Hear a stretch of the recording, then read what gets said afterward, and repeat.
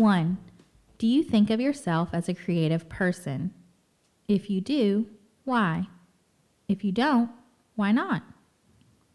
Well, this one's kind of a easy one for me to answer, and I'm very blessed to be a creative person in more than one way.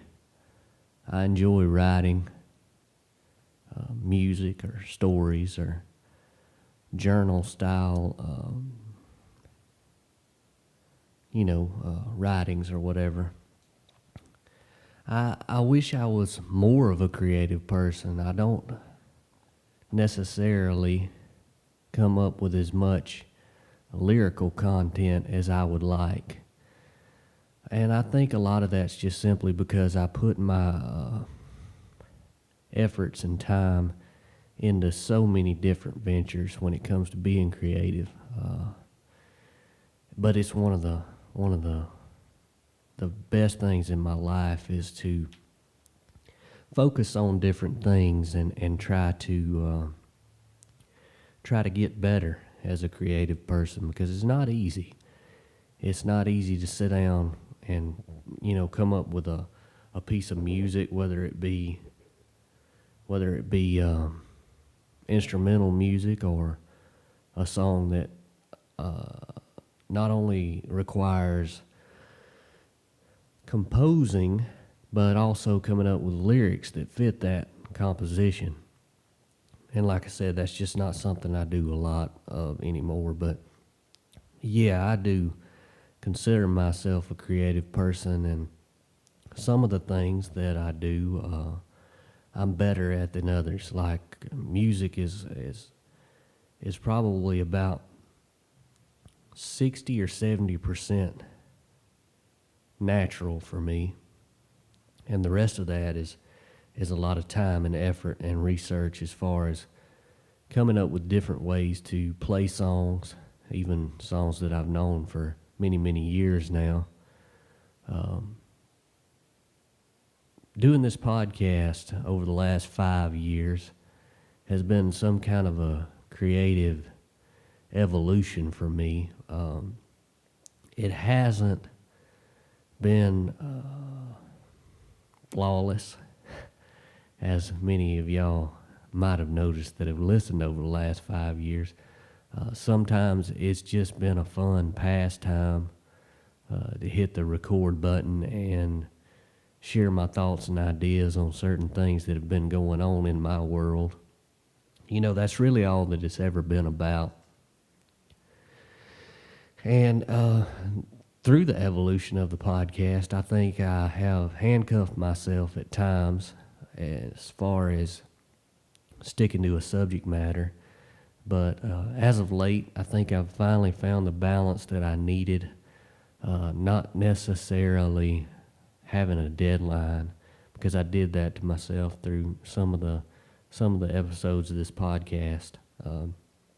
I put myself on a timetable where I needed to do one a week or sometimes two a month or whatever. And now I just try to do one a month, and it seems to have really freed me up to be as creative as I can be. And I write notes and stuff throughout the month of things that I'd like to discuss, or if I do have a certain subject that I do want to talk about, it's a lot easier to do it the way that I've been doing it. So in a long roundabout way, yeah, I'm a very creative person, and some of it's just to pass the time, and some of it I feel like is worth sharing with everybody.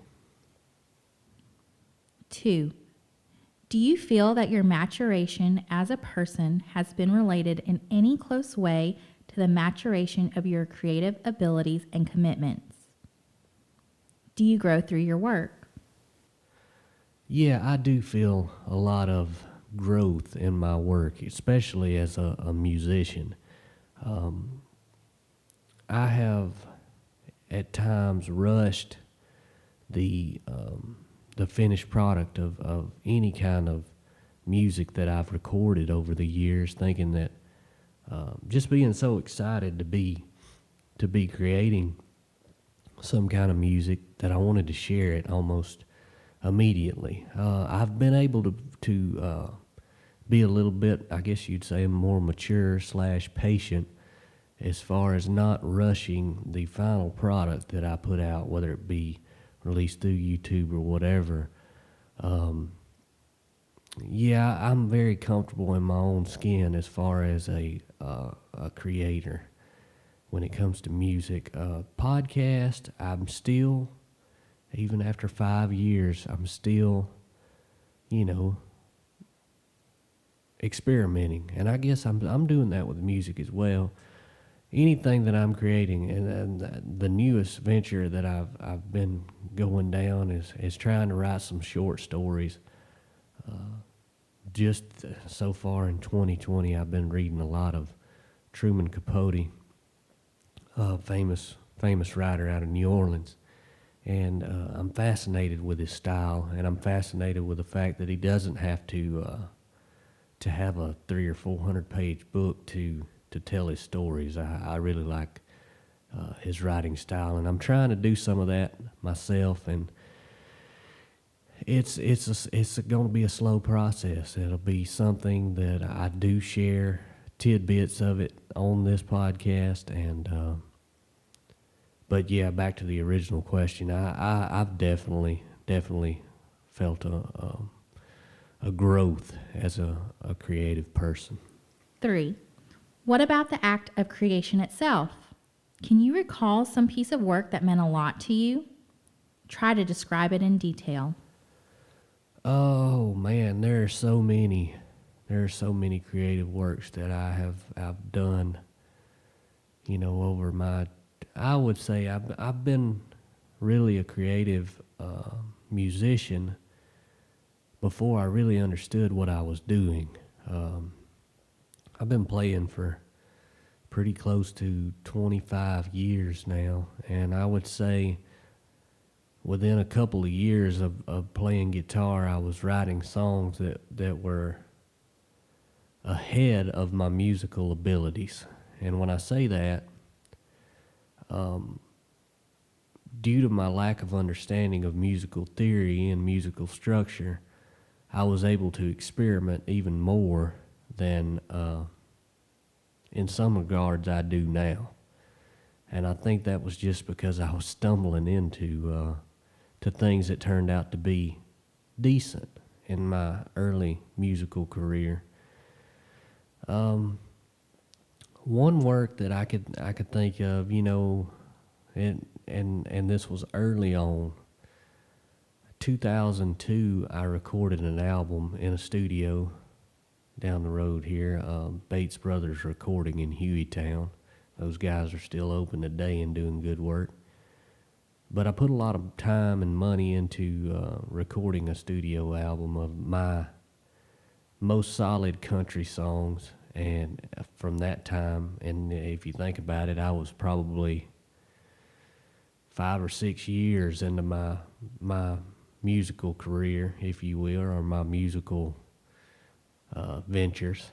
Not really a career. I've never made all that much money out of it, but it's been a big part of my life over the last 25 years.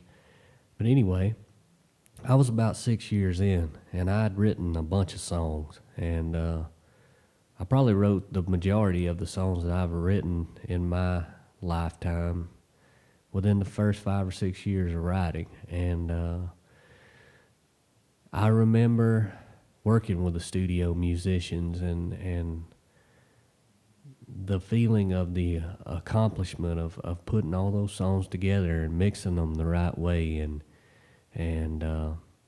yeah, it was a very, very interesting time. The album was called The Better Side of Me, and I'll actually, for whatever reason, I've uploaded a lot of those songs individually, but I'm gonna upload the whole album here soon, just for fun, to put it out there so people can hear the whole thing. And it's so weird to think that it's 18 years old. In March it'll be 18. Yeah. So that was when I started on it. I think it took about 4 months to finish the whole thing. Several different sessions and a lot of different people playing on those records and stuff. But it really captured a time when I was 100% planning on being a famous musician one day. Sometimes in your youth, you really do believe the hype, so to speak. And first of all, I'm very thankful for anybody who has ever supported me musically or had some positive things to say about my musical talent. That never goes unnoticed.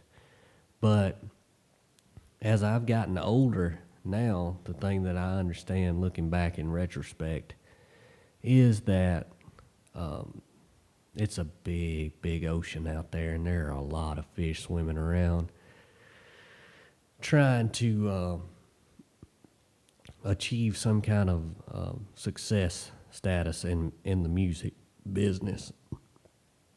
And yeah, I guess I was just young and naive during that recording process back then. But if I could go back and just, like I said, one of the creative things that I remember the most about is that time and spending all, half the night in the studio and stuff. 4. In retrospect, did you become aware of anything going on in you that at the time of creation you were unaware of? Think of examples of such periods. What was going on in your life or in your thinking about your work at that time?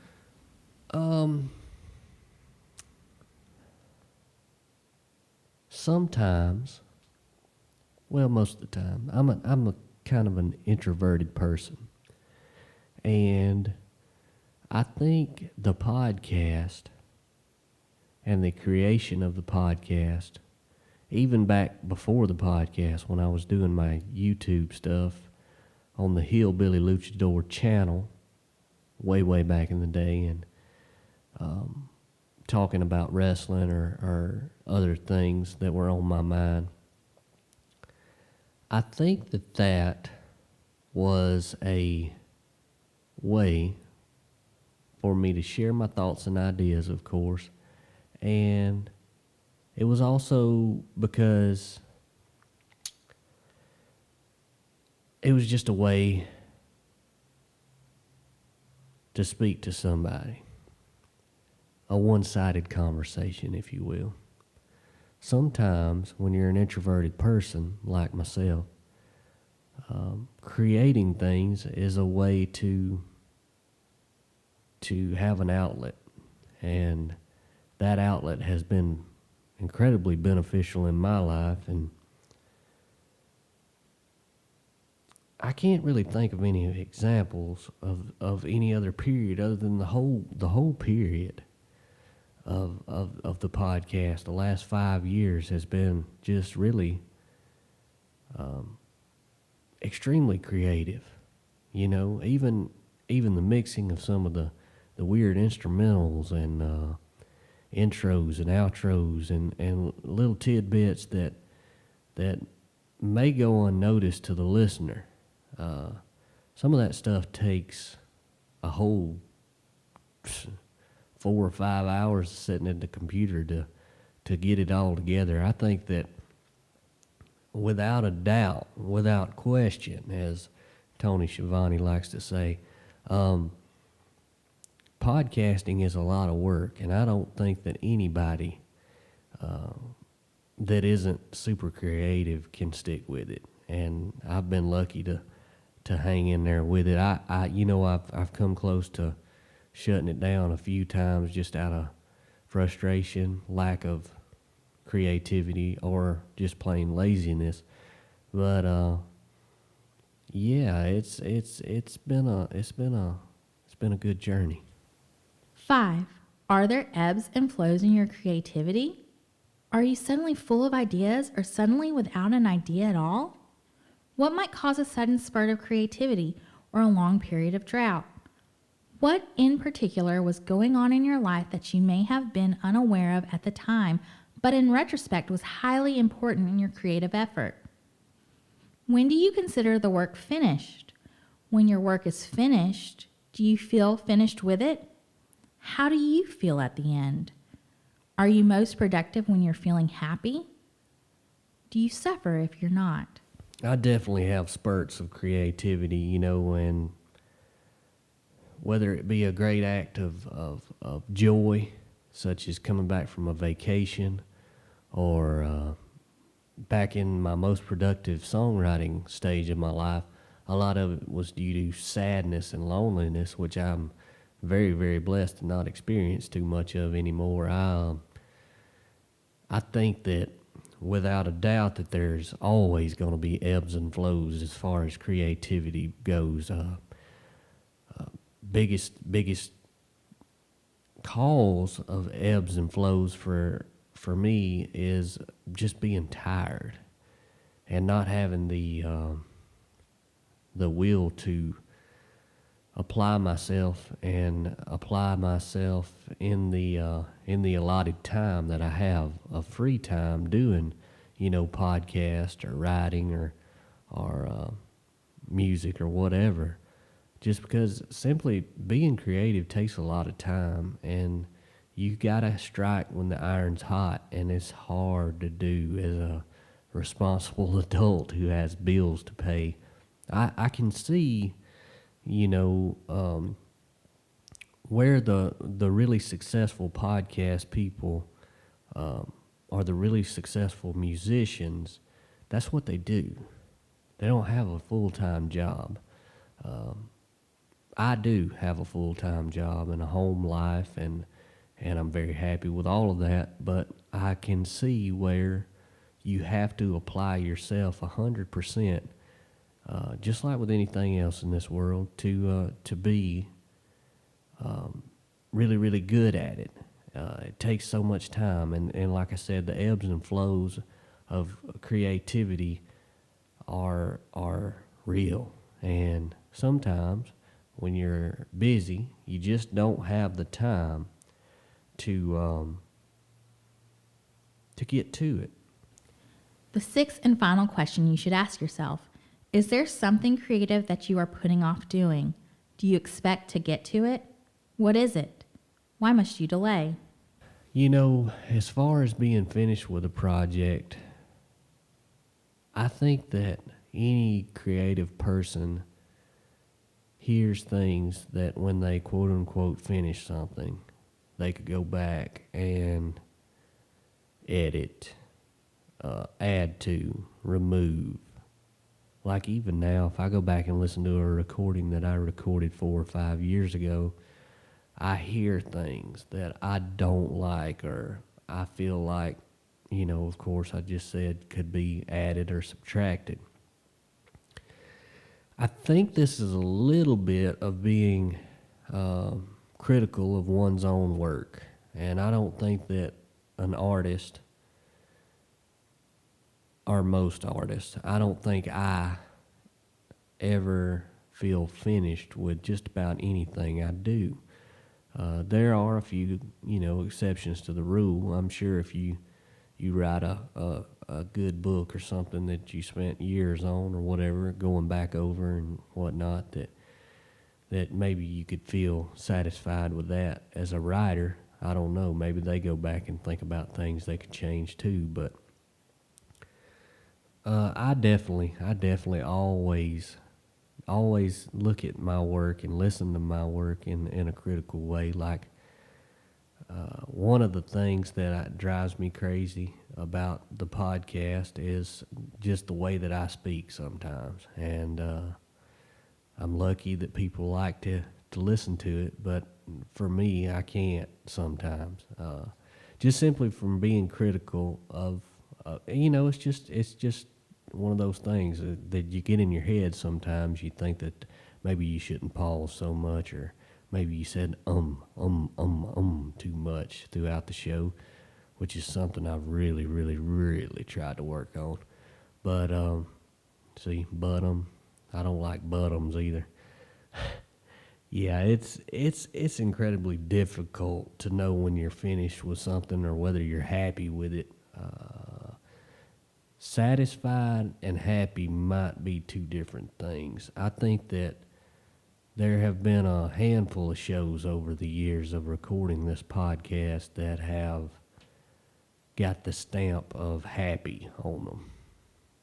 But that's part of doing anything creative is doing it and seeing what happens. And maybe you're not always happy with everything you do, but for whatever reason, myself and most creative people, I think, have this drive.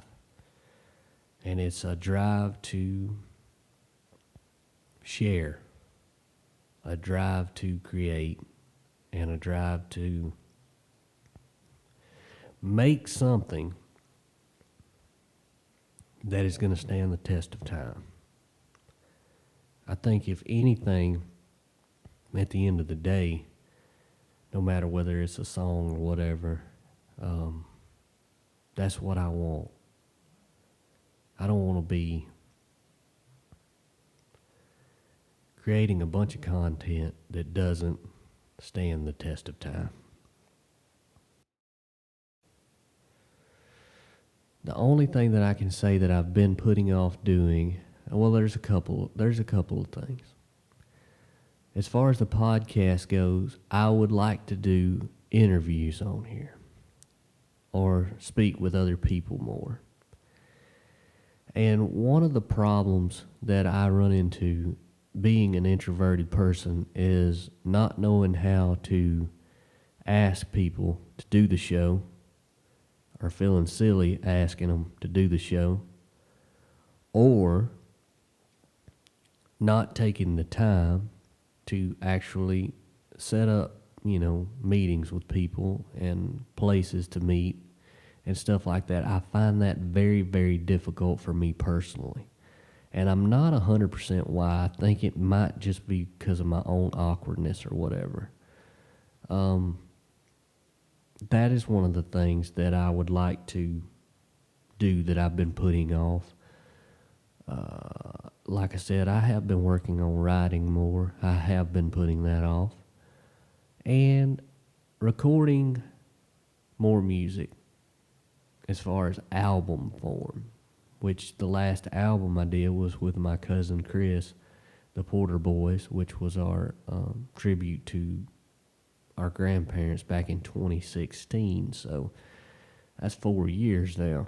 And before that, it was a long, long, long time, almost 11 years or so, or maybe 12 years in between my last real deal original content album. I want to do another album, but I don't want to put 100% of my effort into that, and that's part of the reason why I haven't done it. It takes so much time to write and to come up with an entire album concept. People that do that on a schedule, let's just say like a 2-year schedule for, professional musicians, I have so much respect for them, because I can't imagine having to do the touring thing, do the writing thing, then do the recording thing, then do the releasing thing, then do the touring after the recording of it's a lot. And I'm putting off just making, just a little album for the people that like my music. I can't even imagine doing that on a huge scale like a lot of people do. So yeah, I'm putting that off, and I've been putting off the interviews, but I'll say it again, I surely hope that I'm able to come up with some new material. And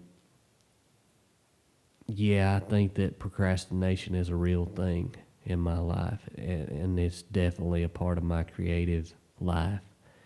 And it is what it is. I don't rush things anymore. So yeah, I do feel like I'm putting off a few little things. I even kind of would like to do more YouTube videos. like the travel stuff where we went to Hawaii or the Gulf Coast and stuff, do a more in-depth type of a video editing process. I love doing that, and I put it off just simply because I don't have the time with everything else that's been going on.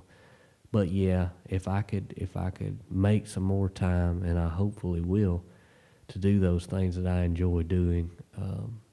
Those are just, a few of the creative things. These questions they have led me to do some serious thinking and feeling about my own creative process. And if they can help you, that would be super awesome. These questions actually came from a book called Creators on Creating. And, it's an amazing book, really. There are several contributors, too many to name right offhand, but it's edited by Frank Barron, Alfonso Mature, and Athea Barron, and you can find it pretty much at any local library, I would think. It was published by G.P. Putnam and Sons, a member of the Putnam Berkeley Group Incorporated. That's www.putnam.com. And Putnam, if you want it spelled, is Putnam. And books, man. Books are where it's at. I avoided them for years. And if you want to be a creative person, you have to read. If you want to go deeper. You can still be a creative person if you draw or paint or whatever, I guess, and not have to read. Just be aware of your surroundings, which I think that's another thing that creators have to be, is aware of their surroundings and able to soak up all the things in life that a lot of people just don't pay attention to, whether they're staring at a phone or wasting too much time watching TV or whatever. But yeah, I've enjoyed, the past 5 years reflecting on my life, digging into some of my memories, thinking about the future, talking about all the things that I enjoy right here on this podcast. And it has been one of the most fun, creative things that I've done. And I thank you all for listening. 5 years is a hell of an accomplishment.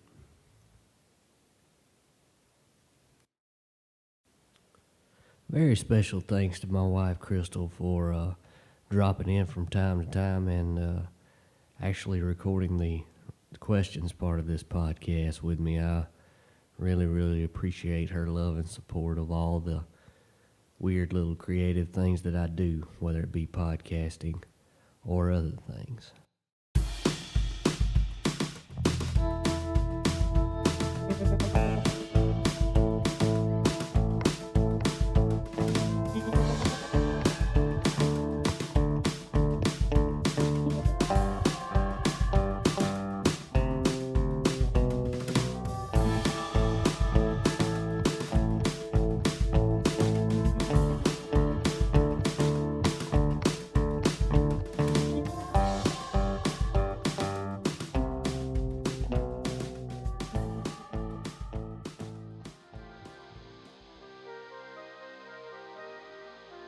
Whiskey on a weeknight is something that I don't partake in anymore. I'm older now. That's pretty much my reasoning.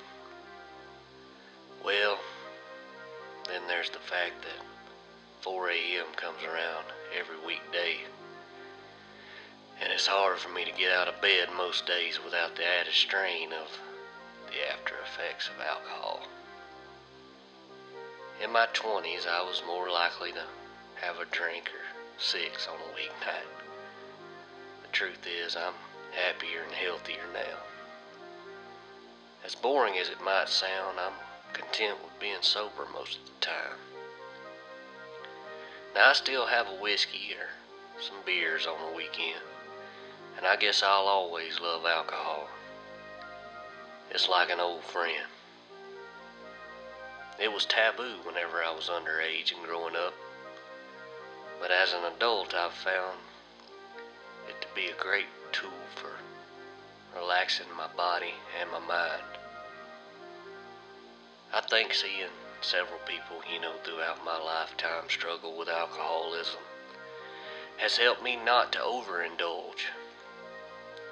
So here's to the folks who still have a drink but don't let it run their lives. And I send positive thoughts and vibes out to the people who have lost control. Promotional consideration is paid for by the following. This show is brought to you by Wilson's Liquor Vault and House of Entertainment. From wine to whiskey to beer and other forms of cheer, it's all right here at Wilson's for your enjoyment.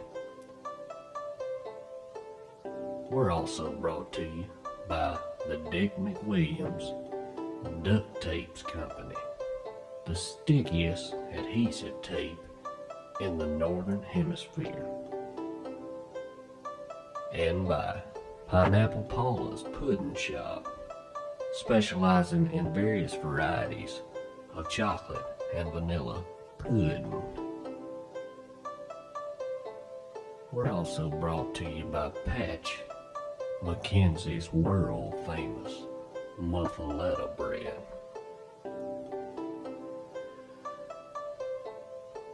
This show is also brought to you by Uncle Ike Miles Tea and Tiramisu Shop, where sweetness still matters. This show is brought to you by Redhead Happy Bolton's percussion equipment, the finest drums in the New Orleans area. This fine podcast is also brought to you by Gizzard Gordon and the Guitar Men, still out there somewhere on the road playing those old-time songs that so many of you have requested to hear.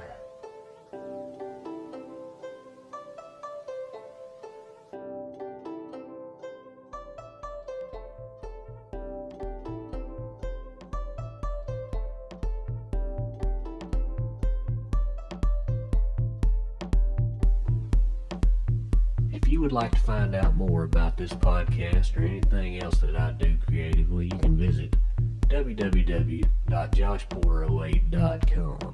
Also, you can visit my YouTube channel. That's Josh Porter 08. That's 08 on YouTube. Also, the Hillbilly Luchador channel on YouTube or on iTunes. The podcast is always streamed right there on joshporter08.com as well.